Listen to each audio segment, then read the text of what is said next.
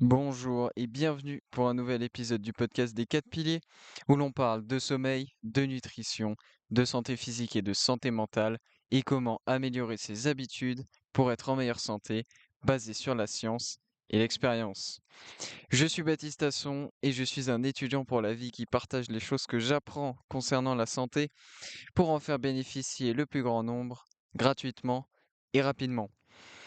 Aujourd'hui, nous allons aborder le sujet de l'endurance et de la perte de poids et de comment faire tous les types d'endurance pour le bien de votre corps, ainsi que comment engendrer, grâce à la pratique sportive, une perte de poids, dans une série de 2 épisodes se terminant par celui-ci et faisant partie d'une série d'épisodes concernant la santé physique dans laquelle nous aborderons l'hypertrophie, la force, la perte de poids, l'endurance, la récupération ou encore la nutrition. Bref, la santé physique avec un grand S. Voilà. Dans l'épisode précédent, on s'était quitté sur la notion d'endurance musculaire, hein, le fait que l'endurance musculaire, ça concerne euh, un muscle, un groupe de muscles, donc c'est local, c'est pas tout le système. Et on avait dit que pour l'endurance musculaire, eh bien, c'était tout exercice, hein, entre 5 et 50 répétitions. Par exemple, combien de pompes, de tractions, de dips pouvez-vous faire d'affilée? Combien de temps pouvez-vous tenir en planche, en chaise ou accroché à une barre, par exemple? L'endurance musculaire, ça n'est pas courir 1 kilomètre ou même courir un marathon. Donc, ça, c'est pour les rappels. On avait fait ça et donc, eh ben, on va continuer un peu, bien sûr, dans cet épisode sur l'endurance musculaire. Par exemple, si on vous demande de faire 50 pompes, quel est le facteur limitant qui risque de vous empêcher d'en faire une de plus? Est-ce les réserves de graisse? Certainement pas. Est-ce les réserves de glycogène? Non plus. L'effort est trop court. Il y a trop peu de répétitions pour en venir à bout. Ce sera dû soit à une accumulation trop importante d'acide dans vos muscles, soit à une incapacité d'évacuer les déchets des muscles assez rapidement. Et plus le muscle est gros, plus il va envoyer de déchets dans le corps et plus il sera douloureux pendant les séries. Par exemple, les quadriceps comparés aux triceps. Personne n'est mort après une séance pour les bras, mais beaucoup le sont après une séance pour les jambes. En tout cas, vous l'avez déjà tous expérimenté si vous êtes allé, eh bien, à la salle ou même si vous avez fait de la calisthénie. Déjà, il y a le mythe un peu entre guillemets de la séance jambes qui est tellement, redouté par rapport à toutes les autres séances. Et en fait, ben, c'est tout à fait logique parce que lorsqu'on travaille ses jambes, on va utiliser de très gros muscles, hein, que sont les quadriceps et les ischios, qui constituent la cuisse, hein, donc. Et lorsqu'on va faire une séance jambes, on va utiliser ces gros muscles-là. Et donc, étant donné la taille de ces muscles, ça va envoyer des déchets eh bien, en grande quantité dans votre organisme. Et c'est pour ça que ça fait si mal lorsqu'on fait beaucoup trop de squats ou quand on charge énormément ou quand on fait la presse ou des fentes, etc. C'est pour ça que ça fait si mal et c'est pour ça que du coup c'est dur mentalement et que beaucoup de gens aiment bien sauter leur séance jambes ou en tout cas la redoutent parce que, bah, comparé aux bras, quand vous allez faire une séance bras, quand vous allez faire vos biceps, certes vos biceps vont faire mal, mais ils sont tellement petits comparés à vos jambes, à vos quadriceps ou à vos ischios que, ben, la quantité de déchets qui va être envoyée va pas être suffisante pour qu'à la fin de la séance, vous soyez, sur le sol en train d'agoniser, en train d'essayer de reprendre votre souffle, alors que c'est bien plus probable que ça vous arrive si vous si vous faites une séance jambes. Donc voilà pour cet aspect-là. Pour améliorer ses performances, il faut performer les exercices, hein, que ce soit la planche, la chaise, les pompes, les dips, etc., jusqu'à très proche de l'échec. Et pour les exercices isométriques, jusqu'à ce qu'il ne soit plus possible de tenir la position, ce qui va amener le corps à construire de nouveaux capillaires. Les capillaires, hein, vous le savez sûrement, sont de tout petits vaisseaux sanguins qui font généralement la taille d'un cheveu.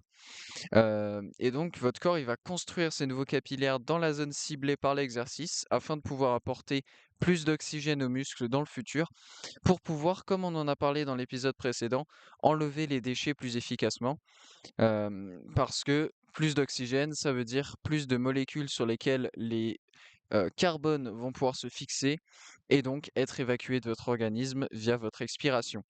Ce processus d'adaptation du corps, il s'appelle la capillarisation et il est très efficace pour développer l'endurance musculaire. Et pour rappel aussi, les exercices isométriques, ce sont les exercices statiques. Voilà, c'est la planche, la chaise, c'est ceux pour lesquels vous allez tenir une position et pour lesquels il n'y aura pas de mouvement. Pour ce qui est des variables modifiables, le choix, l'ordre, le volume, la fréquence et la progression, concernant l'endurance musculaire, hein, les variables modifiables, on en a parlé déjà dans les épisodes sur la force, sur l'hypertrophie, on en parle globalement dans tous les épisodes. Donc concernant ces variables modifiables pour l'endurance musculaire, il est très important de bien choisir le groupe de muscles précis et donc le mouvement exact, que vous voulez. C'est de la haute précision ici. Pour le choix de l'exercice, faites toujours le même pour un groupe de muscles. Pour l'ordre, il n'y a pas vraiment d'importance. Ce qui peut s'avérer être intéressant est de faire soit l'exercice le plus important, soit l'exercice impliquant les plus gros groupes de muscles en premier dans votre séance. Donc, si vous faites les jambes, et les bras dans la même séance, je sais pas, voilà, parce que vous faites comme moi, vous faites le corps entier dans la séance, bah, peut-être que le plus intéressant, si vous voulez, si voilà, si vous voulez développer votre endurance musculaire et ça marche peut-être même pour les autres, c'est de commencer votre séance par exemple, l'exercice pour les jambes. Parce que généralement, ça va être l'exercice le plus dur physiquement et mentalement.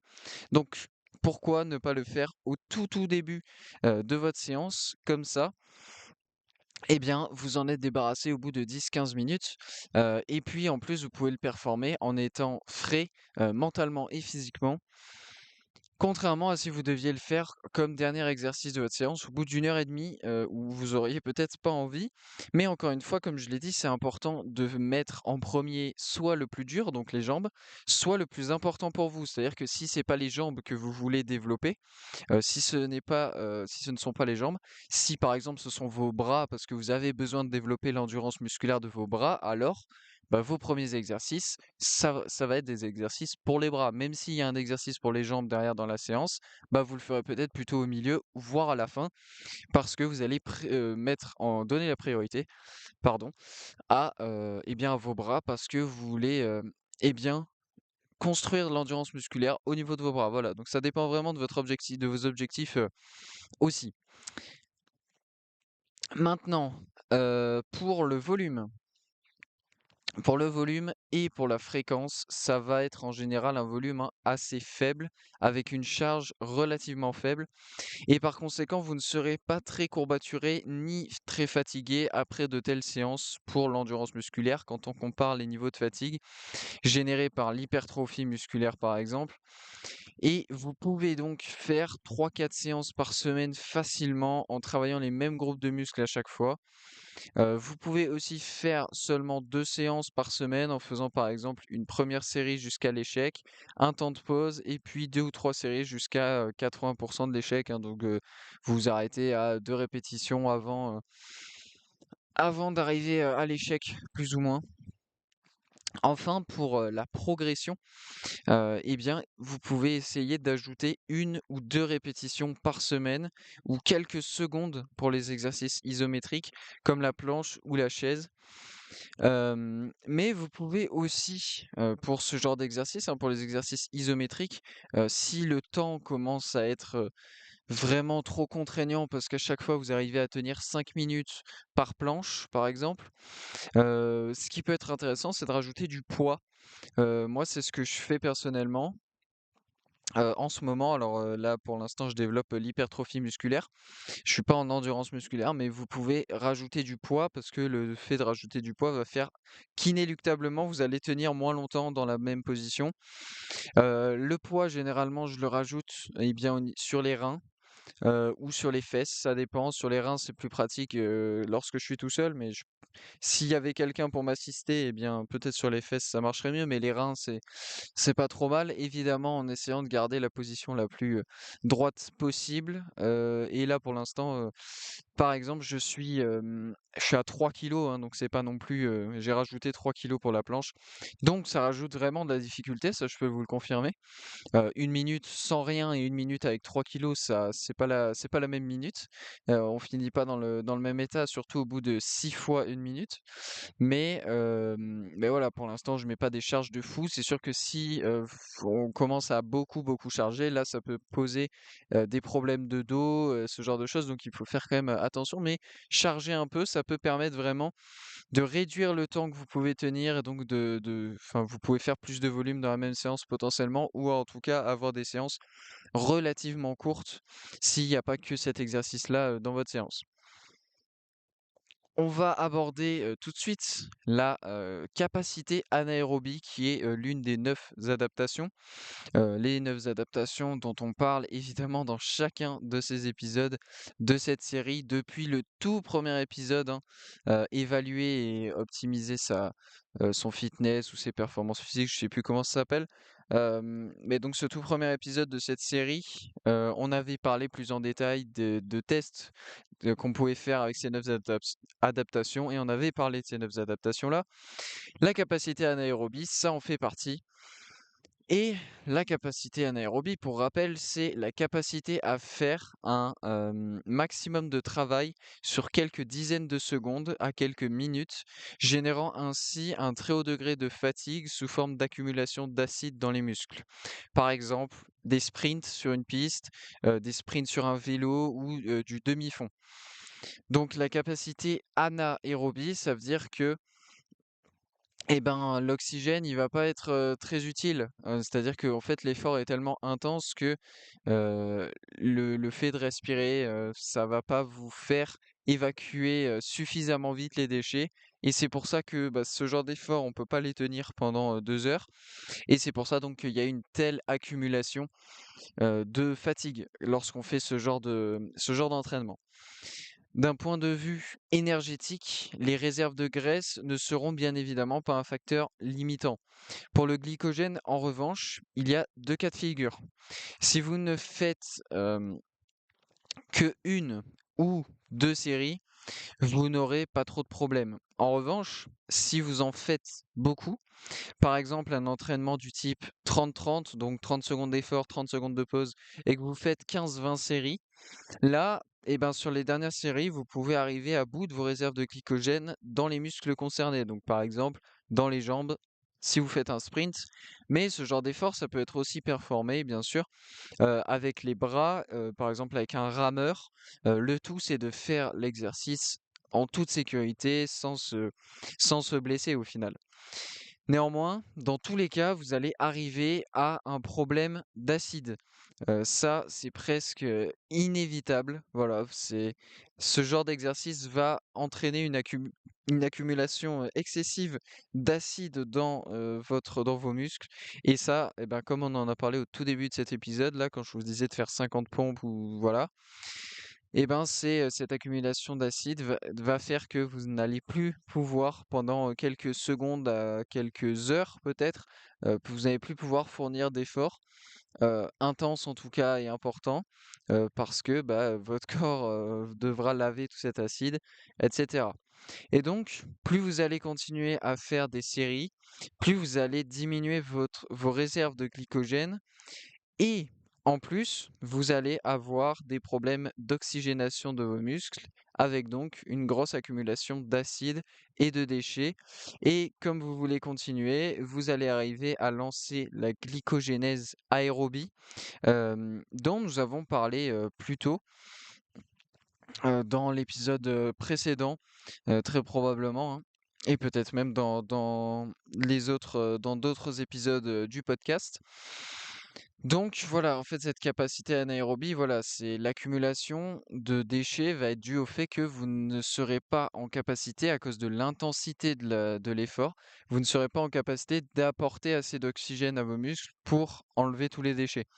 Malgré le fait que vous allez grandement accélérer votre rythme de respiration, etc., eh ben, ça ne sera pas suffisant et c'est pour ça que vous allez donc accumuler toute cet acide.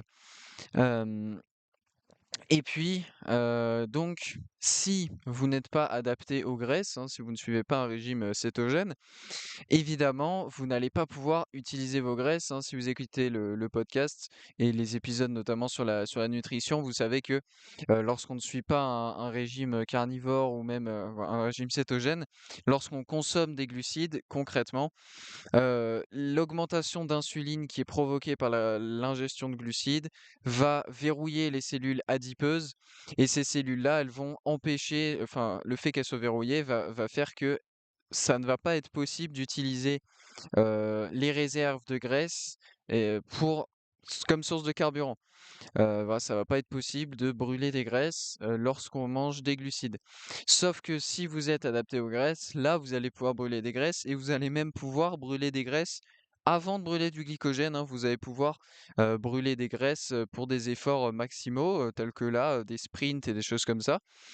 Et surtout à la fin, puisque on en avait déjà discuté, mais, on avait vu les études du professeur Tim Noakes, sur le fait que, voilà, il avait fait faire, des 8 fois 800 mètres, quelque chose comme ça, à ses athlètes, et donc il fallait vraiment qu'ils y aillent à fond et donc au bout du 6e ou du 7e, 800 mètres, le groupe d'athlètes qui ne mangeaient pas de glucides et qui étaient adaptés aux graisses, eh bien, il arrivait quand même, hein, sur les dernières, séries à avoir les mêmes performances que l'autre groupe d'athlètes consommait un régime riche en glucides, prouvant que on pouvait brûler des graisses même pour des efforts de haute intensité.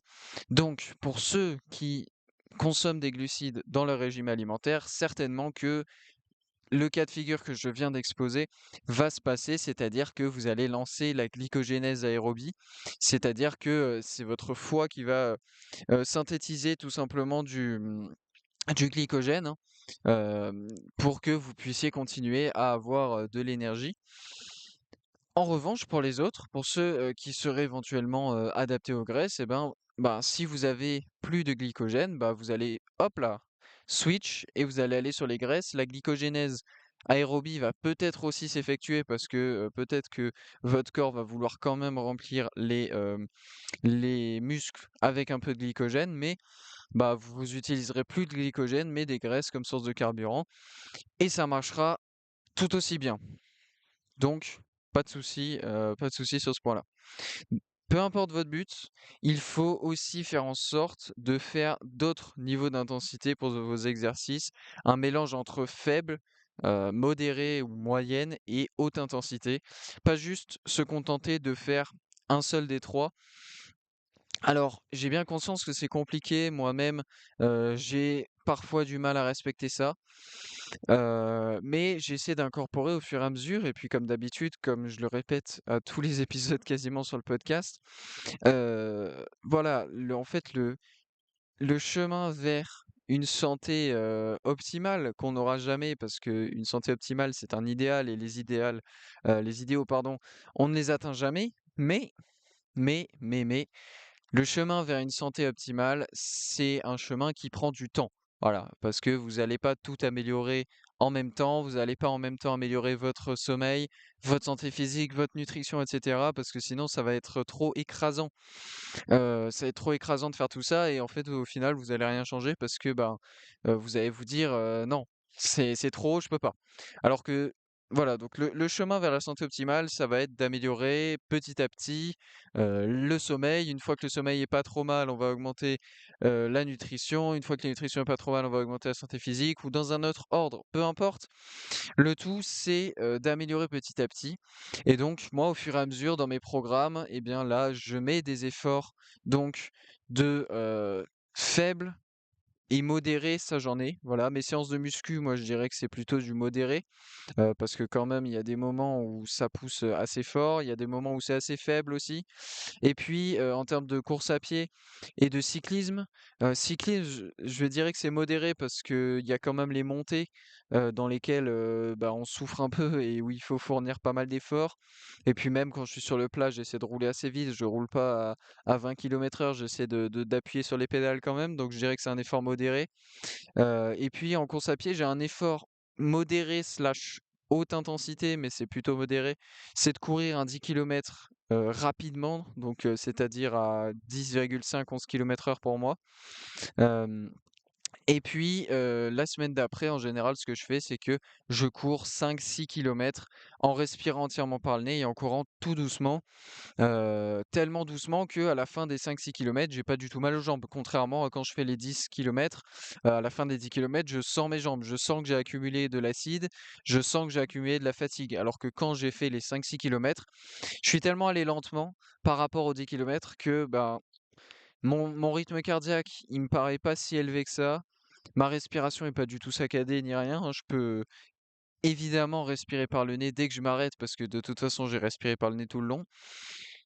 Et en plus, mes jambes me font pas mal, donc ça, c'est un effort de faible intensité. Ce qui me manque peut-être, c'est plus des efforts de haute intensité, de vraiment haute intensité, comme du demi-fond, et cetera. Donc j'en incorpore au fur et à mesure et puis, voilà, là, par exemple, quand je fais du foot, ce genre de choses et ben, je me fais, par exemple, un petit match de 5 minutes, en foot et bah, pendant ces 5 minutes, j'essaie de courir le plus vite possible, enfin, en tout cas, de vraiment me dépenser et donc ça peut être un effort moyen slash haute intensité, mais en tout cas, ce qui est important, c'est d'avoir un mélange de tous ces efforts, à la fois d'avoir de la haute, avoir de la faible et avoir de la moyenne. Avoir de la faible intensité, c'est dur aussi pour l'ego quand même un peu d'un côté, parce que quand on a l'habitude, comme moi par exemple, de courir énormément et de faire, toutes ces courses, de faire, 10 kilomètres à, 10,5-11 km/h, se dire que, bah, non, là, cette semaine, je vais faire plus que 5-6 km et que je vais ralentir de 2 minutes, voire 2 minutes 30 par kilomètre, ça fait mal. On n'a pas envie de ralentir autant, mais pourtant, c'est hyper important et en plus, si vous suivez, des chaînes de running et cetera, ils vont vous parler d'endurance fondamentale et qui est le fait de courir, hyper lentement, pour pouvoir derrière courir plus vite. Voilà, c'est pas forcément faux, ça peut être intéressant. Donc voilà, il faut varier, il faut faire de la résistance, il faut faire de l'endurance et il faut varier l'intensité et pas juste faire un seul des 3, hein. C'est comme, il ne faut pas juste faire de l'endurance ou il ne faut pas juste faire de la résistance, il faut faire des 2. En tout cas, si votre but est d'arriver, et bien, à un certain stade d'avancement sur le chemin vers la santé, optimale.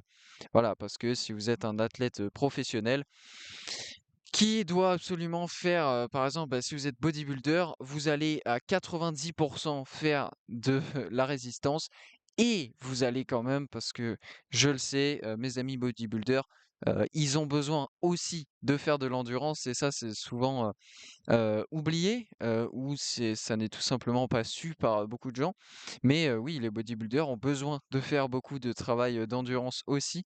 Mais on va dire qu'à 80-90 c'est de la résistance. Mais à part des cas extrêmes comme ça, ou des athlètes qui sont, dont leur métier est de faire de l'endurance, hein, tous les athlètes qui peuvent faire de l'athlétisme et tout, même eux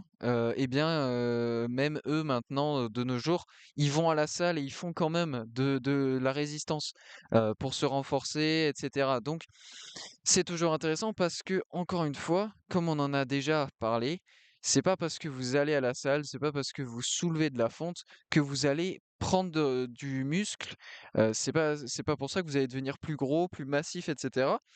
Hem voilà, vous pouvez très bien développer votre force musculaire sans hypertrophie musculaire. Et c'est ça qui est la clé et qui est intéressant. Et c'est aussi une des raisons pour lesquelles vous devez faire de la résistance, en particulier si vous n'avez pas envie de faire de l'hypertrophie, mais que avoir un peu plus de force, ça vous intéresse, eh ben, allez, pourquoi pas. Si vous courez, bah, avoir un peu plus de force et d'explosivité dans les jambes, bah, ça peut toujours aider et ça, vous pouvez le travailler en courant, mais aussi en allant à la salle. Voilà, pour ce point. Pour les schémas de respiration, lorsque vous faites de la haute intensité, vous n'avez pas d'autre choix hein, que de respirer intégralement par la bouche afin de pouvoir oxygéner et nettoyer le plus efficacement vos muscles et votre corps, car votre nez est limité par conception dans le volume d'air qu'il est capable d'inhaler, même si les sinus sont capables de se dilater et ça, vous pouvez en faire l'expérience, hein, si vous courez, assez vite. Vous pouvez essayer de respirer entièrement par le nez, si vous avez une intensité modérée, je veux dire. Si vous pouvez réussir à courir, à une intensité, modérée, en respirant entièrement par le nez, vous serez assez surpris d'à quel point vos sinus, ils sont capables, en fait, de se dilater pour laisser passer plus d'air. Mais quand vous faites de la haute intensité, il y a pas le choix, faut respirer entièrement par la bouche. Les sinus, ils ont une limite, d'élasticité à un moment, ils peuvent pas se dilater non plus, à l'infini. Pour les autres types d'efforts, et bien, comme j'en parlais, pour les efforts faibles, bah, vous pouvez respirer entièrement par le nez et pour les efforts modérés, vous pouvez respirer aussi entièrement par le nez ou bien faire un combo nez-bouche. Donc généralement, ça va être l'inspiration par le nez, l'expiration par la bouche. Mais si vous, êtes plus à l'aise à faire l'inverse, hein, inspiration par la bouche, expiration par le nez, pourquoi pas? Vous pouvez aussi. Donc ça, c'est pour les schémas de respiration en fonction de l'intensité. On va maintenant aborder, un protocole, pour travailler et développer sa capacité anaérobie. Parce que, comme je vous l'ai dit, il faut faire des efforts de tout type d'intensité et la capacité anaérobie, donc, peut être une bonne manière de, faire des efforts de haute intensité, surtout qu'étant donné que c'est une des 9 adaptations, si vous avez suivi, toute cette série déjà, eh bien, vous savez que les 9 adaptations, il faut les travailler. Il ne faut pas qu'il y en ait une qui soit, complètement abandonnée au détriment, des autres. Donc premièrement, eh bien, il faut faire un exercice spécifique par rapport à votre objectif, si vous en avez un, et si vous en avez un précis. Si vous voulez vous améliorer au sprint sur piste, à faire des sprints, si vous voulez vous améliorer en vélo, eh bien, faites du vélo, et cetera, et cetera.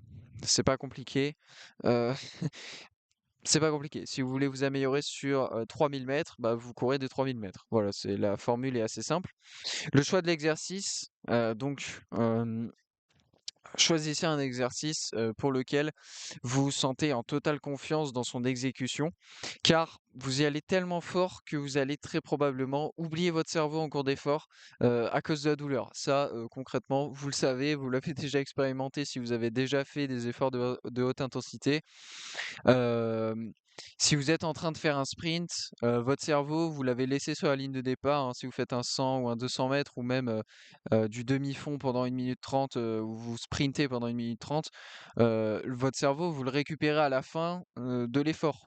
Mais pendant l'effort, vous l'avez plus, vous courez juste hyper vite. Donc ce qui est important pour pas que vous vous blessiez, évidemment, c'est de faire un exercice sur lequel vous êtes à l'aise, un exercice que vous maîtrisez et pour lequel vous pouvez laisser votre cerveau à côté et juste exécuter le mouvement sans, sans vous blesser. Ne faites pas un exercice sur lequel vous n'êtes pas à l'aise pour éviter, bien sûr, tout désagrément. Évitez de faire des exercices avec une grosse charge excentrique, par exemple des sauts de boxeur sur une boîte, une descente en course à pied. Choisissez plutôt un exercice pour lequel vous pouvez vous concentrer pleinement sur votre respiration, votre posture et vos performances.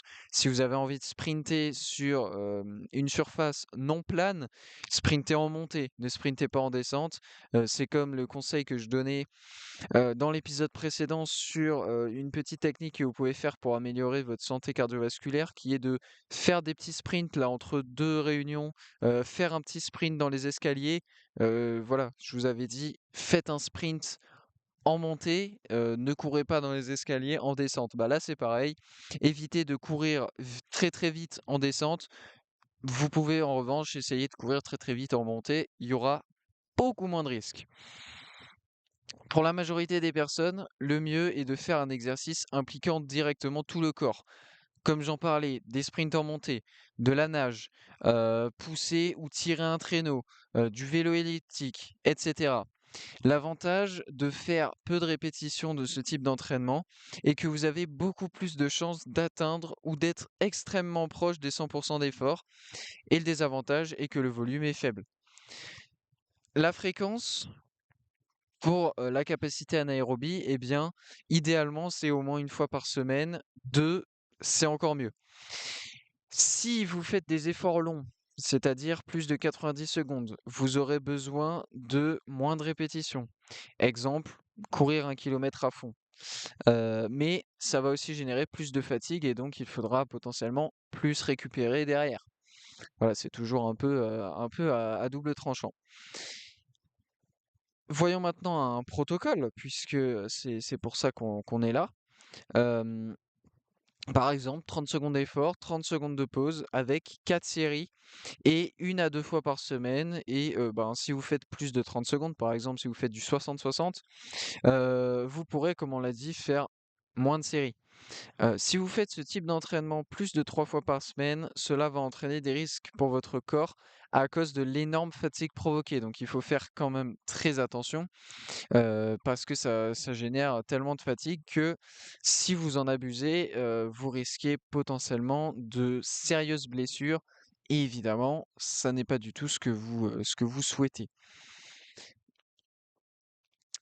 Pour pouvoir faire plus, de rounds et avoir des rounds de meilleure qualité, vous pouvez vous reposer plus, que le temps d'effort. Par exemple, vous faites 20 secondes d'effort pour 40 secondes de pause et vous faites ainsi, 6 à 8 rounds, par exemple.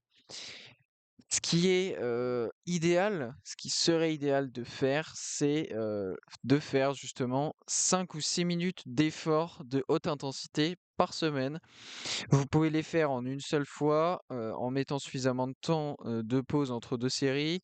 Heu, voilà, on cherche à pouvoir respirer entièrement par le nez avant de repartir pour un round, voilà. Donc, admettons que vous fassiez du vélo elliptique, à la salle là, ou le vélo avec le ventilateur. L'assault bike en anglais, j'ai pas le nom en français. Bref, si vous faites ce type de d'effort là, vous faites, 20 ou 30 secondes à fond. Heu alors soit vous attendez, 30 secondes et vous repartez direct, soit, bah, en fait, si vous faites pas 30 secondes, mais plutôt, 2 minutes 30 ou 3 minutes d'affilée, et vous faites que 2 séries pour avoir, 5-6 minutes, au total, ou même si vous faites du 1 minute, par exemple, vous faites 5 ou 6 séries de 1 minute, ben, vous allez attendre de pouvoir re-respirer entièrement par le nez tranquillement avant de repartir parce que au bout d'une minute, vous serez complètement essoufflé et votre cœur, vous le sentirez battre très très très très fort. Et bah, il faudra certainement attendre 1 minute, voire 2, voire peut-être même 3 derrière avant que vous puissiez, respirer de manière plutôt normale par le nez et repartir pour votre autre séance. Bref, bon, en gros, c'est ça qu'il faut faire si vous voulez tout faire d'un coup. Après, comme on l'a dit, vous pouvez faire les 5-6 minutes, d'un seul coup, hein. Vous sprintez sur 1 kilomètre ou un tout petit peu plus d'1 kilomètre parce que si vous allez très vite sur 1 kilomètre, vous pourrez réussir à faire ça en moins de 5 minutes. Vous faites 1 km 5, 2 kilomètres, c'est presque sûr que vous allez mettre 5-6 minutes, voire plus. Et voilà, vous faites ça vraiment à fond, fond, fond, fond, fond. Et je peux vous garantir que vous serez bien mort à la fin. Un autre outil que vous pouvez utiliser, eh bien, c'est que vous pouvez le faire pour une durée quelconque, mais 2 minutes, c'est pas trop mal. Vous devez le faire à un endroit où vous pouvez mesurer la distance parcourue, hein, donc par exemple, avec de la course à pied ou un vélo qui vous donnerait la un vélo statique ou un vélo pas statique, mais un vélo statique, c'est peut-être plus sûr pour ce genre d'effort, qui pourrait vous donner, la distance, parcourue. Sur les 2 premières minutes, vous allez parcourir la distance maximale que vous êtes capable de faire. Admettons 200 mètres. Vous faites ensuite une pause de 2 minutes, puis vous parcourez la même distance que celle parcourue sur les 2 premières minutes. Donc vous refaites les 400 mètres le plus vite possible. Admettons que cette fois-ci vous mettiez 2 minutes 10. Il et ce, ben, à cause de la fatigue de la première activité, tout simplement. Derrière, vous faites de nouveau 2 minutes de pause, puis vous faites une dernière série de la même durée que la dernière, c'est-à-dire 2 minutes 10, et vous essayez de parcourir plus de distance que sur la première, admettons 405 mètres. Donc en gros, c'est un protocole qui est assez violent. Je l'ai jamais testé et peut-être que je le testerai un jour. Parce que voilà, c'est un protocole qui a l'air assez intéressant quand même. Donc c'est-à-dire que voilà, vous faites 2 minutes.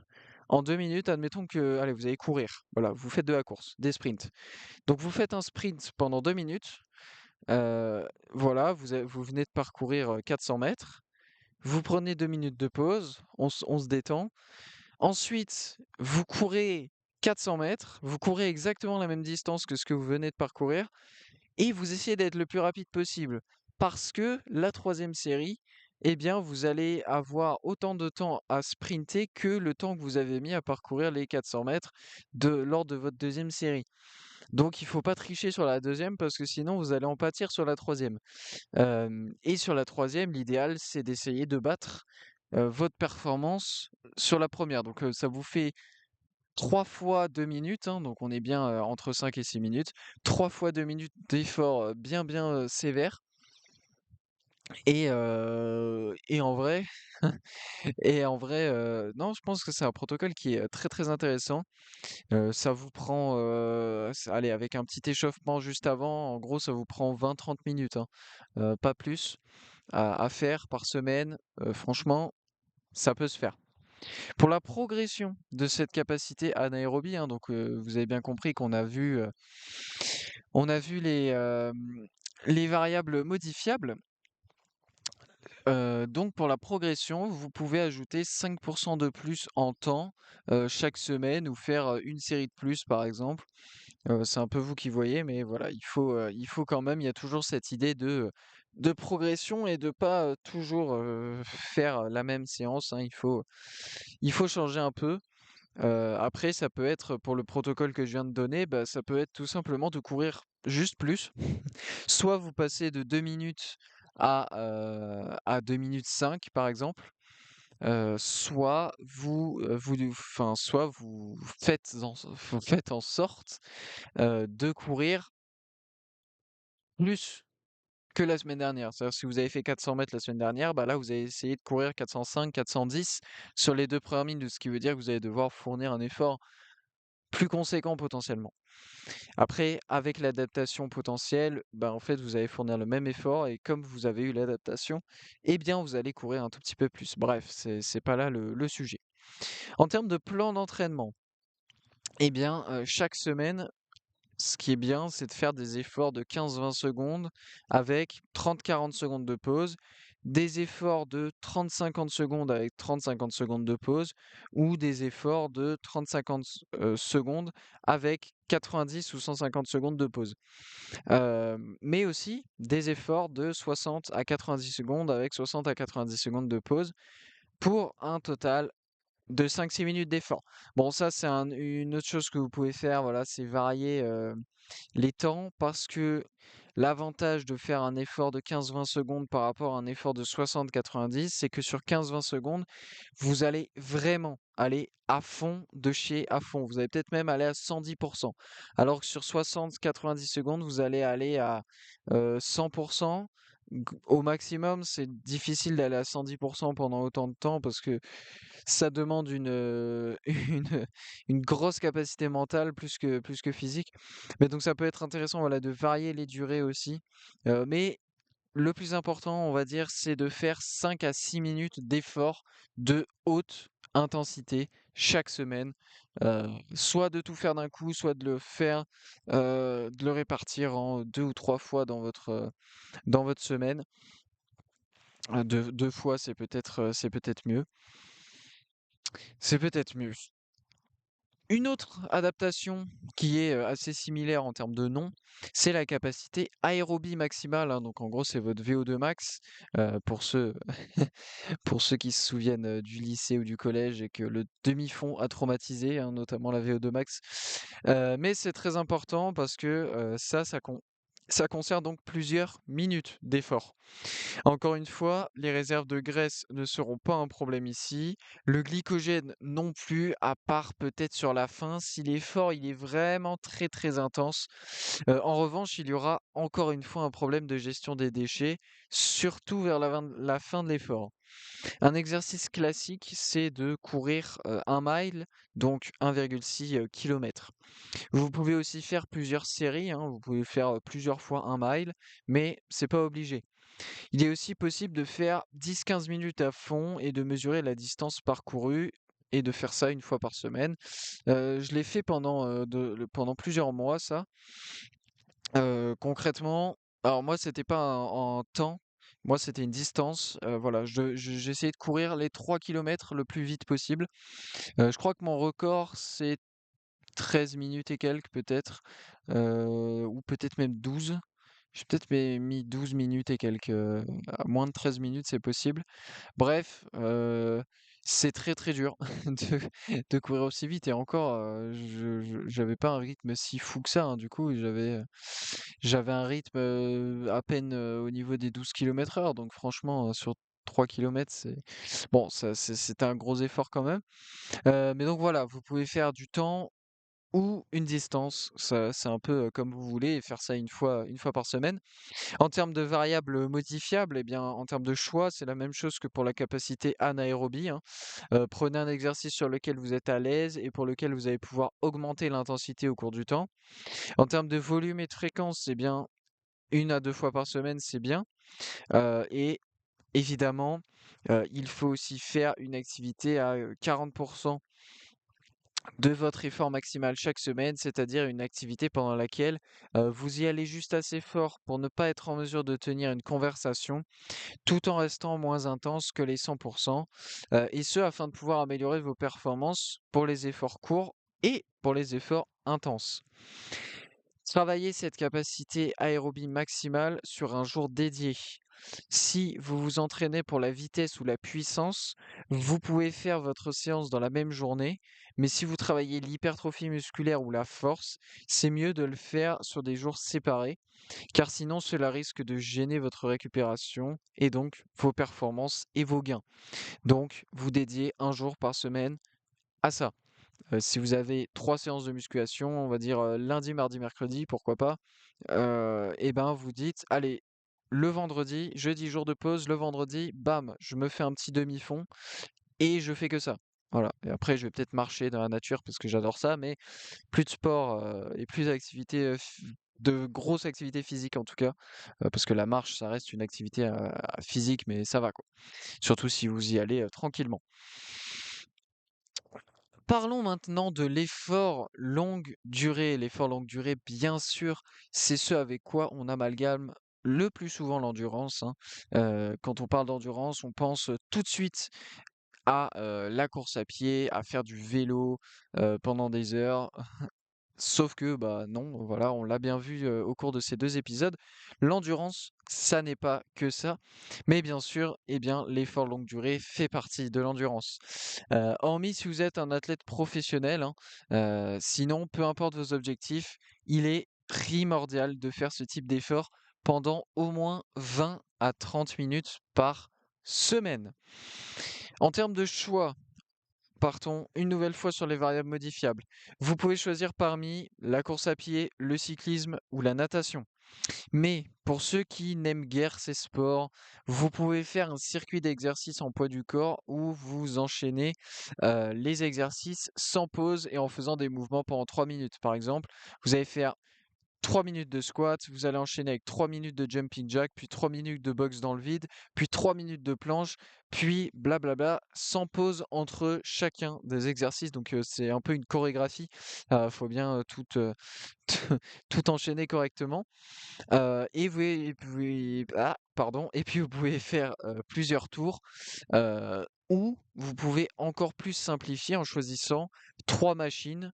Hem, Par exemple, vous prenez le rameur, vous faites 10 minutes de rameur, vous arrêtez le rameur, vous allez tout de suite sur le tapis de course pendant 10 minutes, et une fois que vous avez fini le tapis de course, eh bien vous allez sur le vélo pendant 10 minutes dans une salle de sport derrière.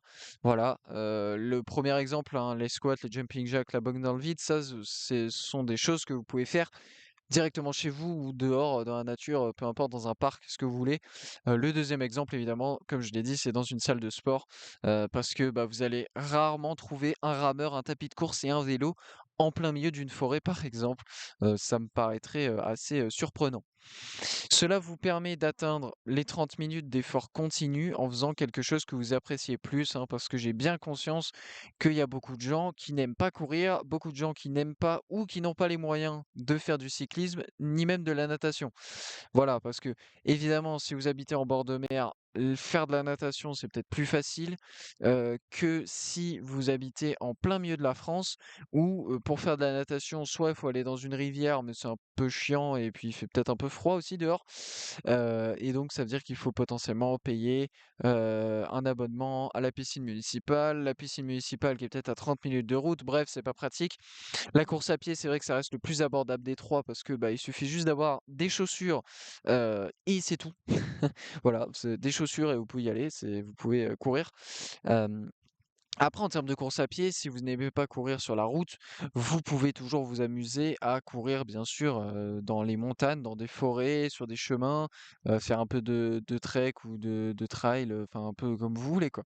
Vous pouvez vous amuser aussi, mais voilà, pour ceux qui aimeraient bien faire autre chose que cyclisme, course à pied ou natation, vous pouvez aussi le faire à la salle ou chez vous avec d'autres types d'exercices. Donc, c'est intéressant, ça peut vous permettre de faire des choses que vous appréciez.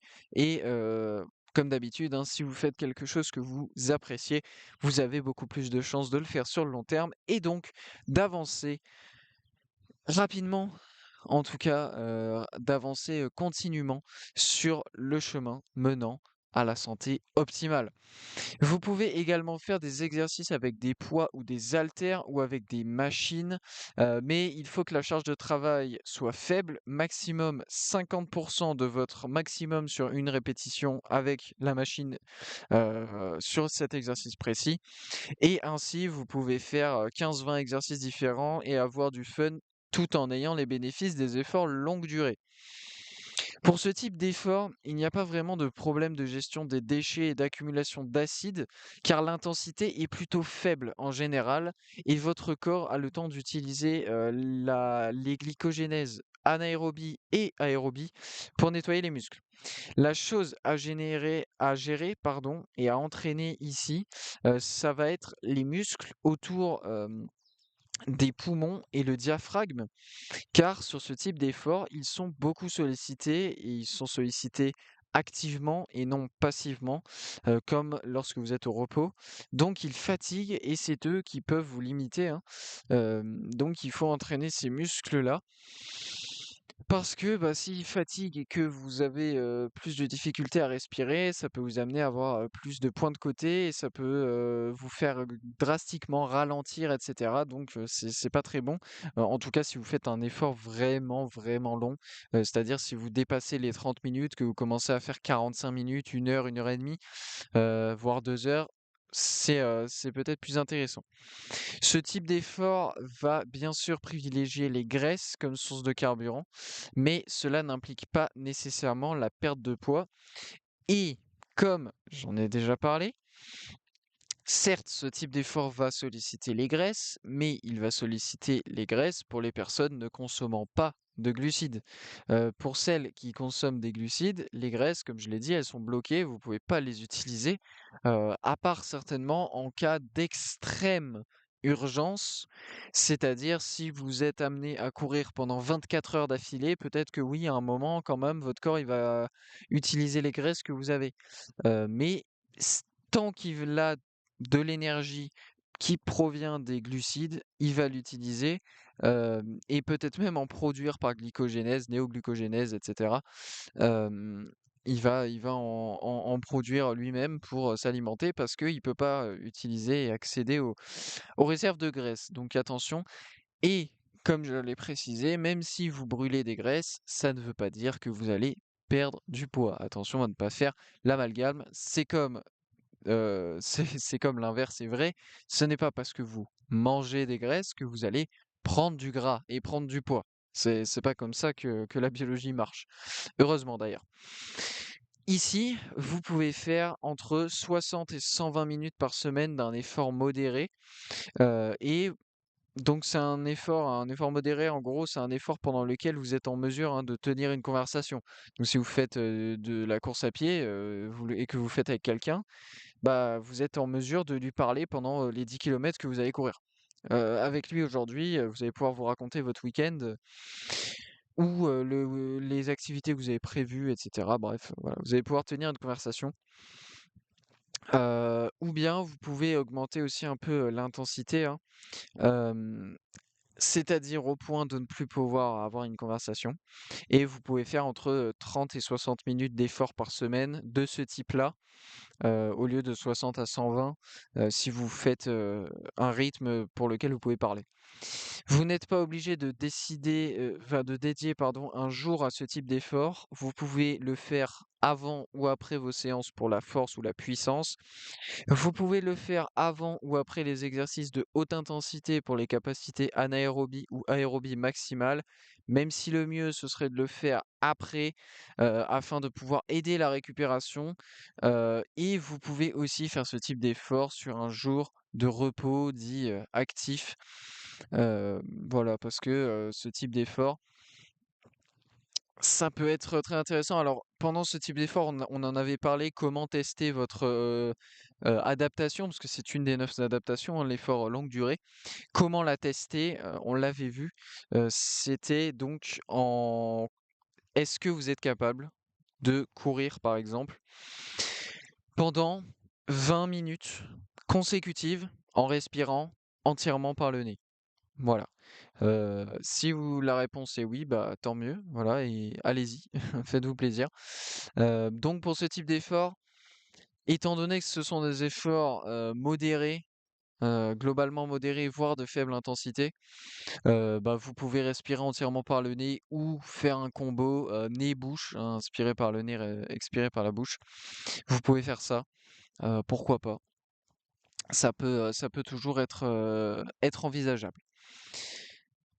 Bref, en conclusion de ces 2 épisodes sur l'endurance et la perte de poids, eh bien, en travaillant chaque semaine tous ces domaines de l'endurance, hein, donc l'endurance musculaire, la capacité anaérobie, la capacité aérobie maximale et l'effort longue durée, hein, donc 4 des 9 adaptations, vous allez pouvoir bien avancer sur vos objectifs esthétiques grâce à la gestion du poids, d'énergie tout au long de vos journées grâce à la gestion des déchets et de longévité, c'est-à-dire pouvoir faire des actions du quotidien jusqu'à sa mort. Voilà, cet épisode touche donc à sa fin. Cette série de 2 épisodes touche à sa fin, mais notre série d'épisodes sur la santé physique, elle n'est pas encore terminée. Et oui, il reste encore pas mal d'épisodes dans cette série, donc on va continuer. Je vous remercie comme d'habitude pour votre intérêt dans cette série, dans la santé physique, mais dans la santé en général, évidemment. Je vous donne rendez-vous la semaine prochaine, mardi prochain, à 18 h pour un nouvel épisode du podcast des 4 piliers. Et sur ce, je vous souhaite, comme d'habitude, une excellente journée.